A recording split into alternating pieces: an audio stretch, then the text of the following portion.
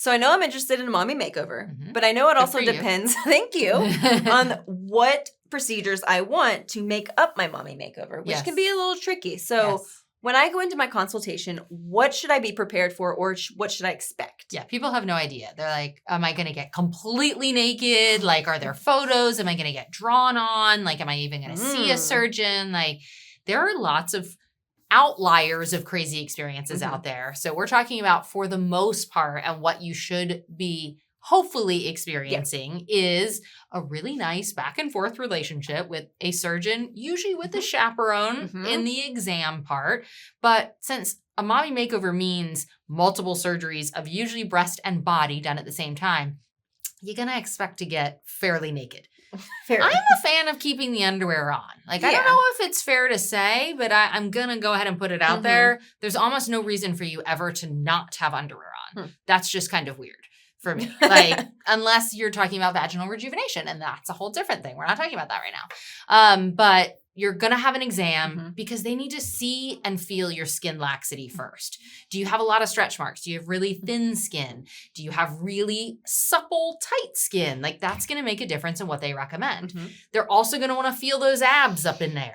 Do you have a hernia? Do you have muscle separation? You know, how do they feel? Like, they're going to touch you all around there. Hopefully not too weirdly, but it's intimidating. It can be. But if they make it a nice relationship back and forth, and they're explaining what they're doing and why, you know, with the breast thing too, it can be, depending on where they're located, there might be some picking up and putting down and feeling the tissue, the fat, the skin, where it all is. But hopefully that portion only takes 5 minutes. Yeah, and it depends on if you have any 3D imaging too. Like, let's say you want to have breast implants or you want to see what a lift could look like. Some plastic surgeons' offices offer 3D imaging where they can like take a picture of your chest and show you what you could look like with a lift with implants, just implants, to give you an idea of what looks best or what you like on your body best.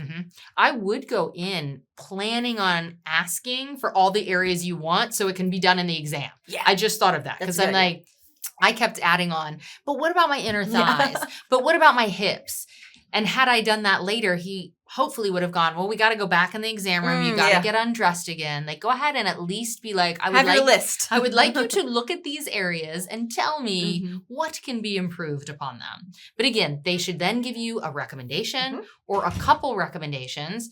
Then the recovery information, the, you know, ins and outs of that surgery. Then hopefully you'll get a very accurate quote for what is expected. So you walk out of there knowing, okay, this is what I'm a candidate for. This can be achieved. Here's what my recovery would look like. Here's the cost. So you can make a plan. That's right. If you're researching plastic surgery, you're going to want to hear this. The video you just watched was one of hundreds of educational plastic surgery videos that you can find in the completely free Bustmob Academy app. Go download it in the App Store. That's right. And that's not the only free resource. We have tons of them that the team at Amelia Aesthetics has built with you in mind. Yep. So you ready to start researching? Watch this video right here to learn about all of the benefits and resources available to you in the Bustmob community.